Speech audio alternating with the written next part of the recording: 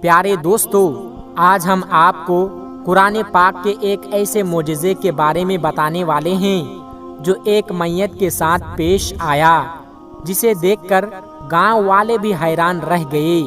اس کے بارے میں جان کر آپ بھی سبحان اللہ بول اٹھیں گے۔ اگر آپ نے اس ویڈیو کو ابھی تک لائک نہیں کیا تو ضرور لائک کریں، اور اگر آپ نے ہمارے چینل کو سبسکرائب نہیں کیا تو ابھی سبسکرائب کر لیں، اور آئندہ آنے والے تمام نئے ویڈیوز کے نوٹیفیکیشن کے لیے بیل آئیکن پر کلک کرنا نہ بھولیں۔ تو آئیے شروع کرتے ہیں۔ دوستو، ایک مرتبہ کسی گاؤں میں ایک مسلمان کا انتقال ہو گیا، اور اس کے کسی گھر والے یا رشتہ دار کو پتہ نہیں تھا۔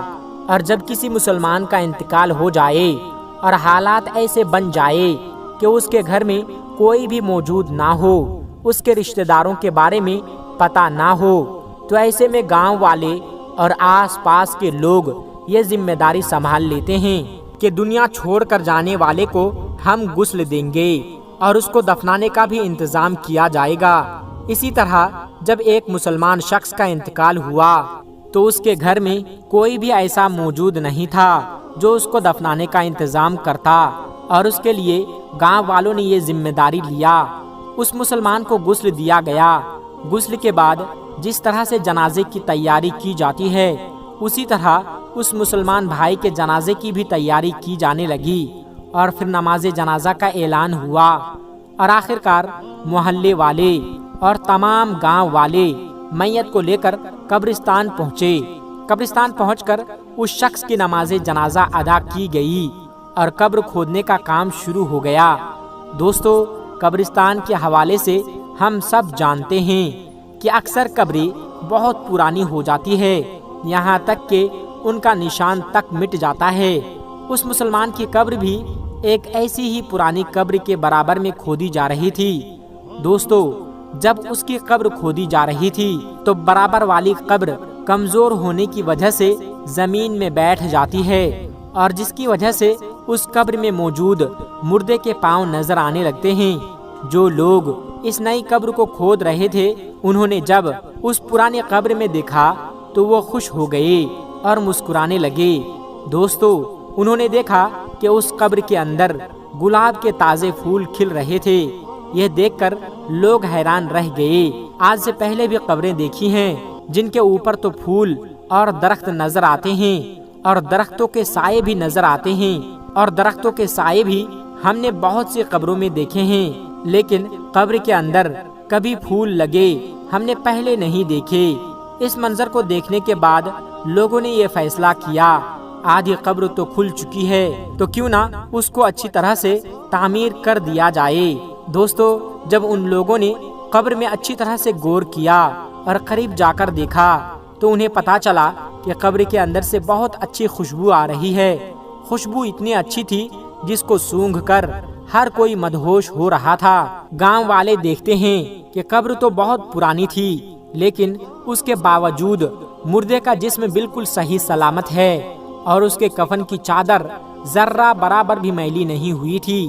یہ منظر دیکھ کر سب لوگ حیران رہ جاتے ہیں، اور سب کے دل میں یہ خواہش پیدا ہونے لگی کہ اس شخص کے بارے میں جانکاری حاصل کریں۔ آخر یہ کون آدمی ہے، اور زندگی میں اس نے کون سے ایسے عمل کیے ہیں جس کا صلہ اس کو آج مرنے کے بعد اتنی پرانی قبر میں اتنے عرصے کے بعد بھی قبر میں مل رہا ہے، اور یہ ایسا کون سا عمل کرتا تھا، ایسا کون سا کام کرتا تھا جس کی وجہ سے اس کی قبر میں خوشبو آ رہی ہے۔ چنانچہ سبھی نے فیصلہ کیا کہ اس شخص کی تلاش ضرور کی جائے گی۔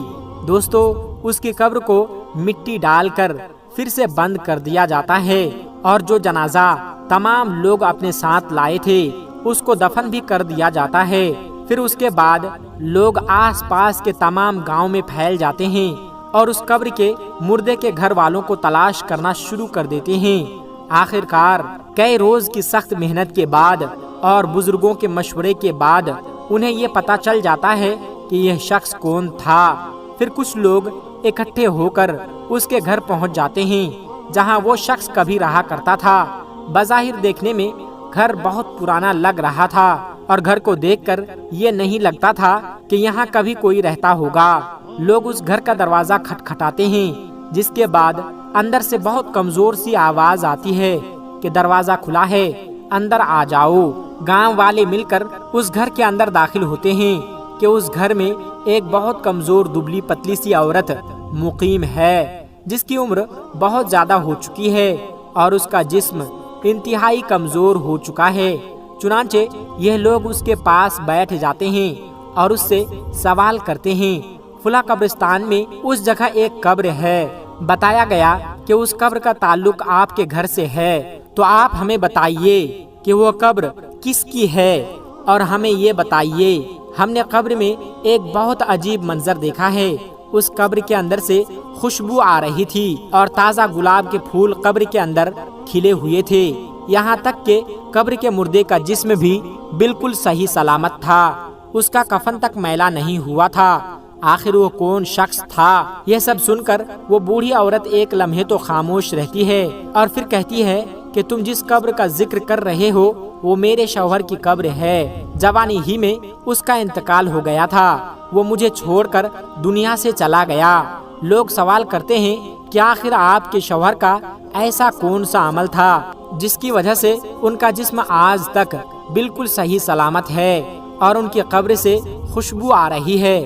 تو عورت کہتی ہے، مجھے کچھ زیادہ تو یاد نہیں، کیونکہ میری یادداشت بہت کمزور ہو چکی ہے، لیکن ہاں ان کا ایک ایسا عمل تھا جو مجھے آج بھی یاد ہے۔ میرا شوہر روزانہ وہ عمل دہرایا کرتا تھا، اور وہ عمل یہ تھا، جب وہ روزانہ صبح فجر کی نماز ادا کرنے مسجد جاتے تو دیکھتے تھے کہ لوگ نماز کے بعد قرآن مجید کی تلاوت کرنے کے لیے مسجد میں بیٹھ جاتے ہیں اور وہاں بیٹھ کر قرآن پاک پڑھتے رہتے ہیں، لیکن میرے شوہر کو قرآن پاک پڑھنا نہیں آتا، تو وہ اس بات پر بہت غمگین ہوتے تھے اور رونے کی حالت میں گھر آ جاتے اور آ کر کہتے تھے کہ میں کتنا بد نصیب ہوں کہ مجھے قرآن پاک پڑھنا نہیں آتا۔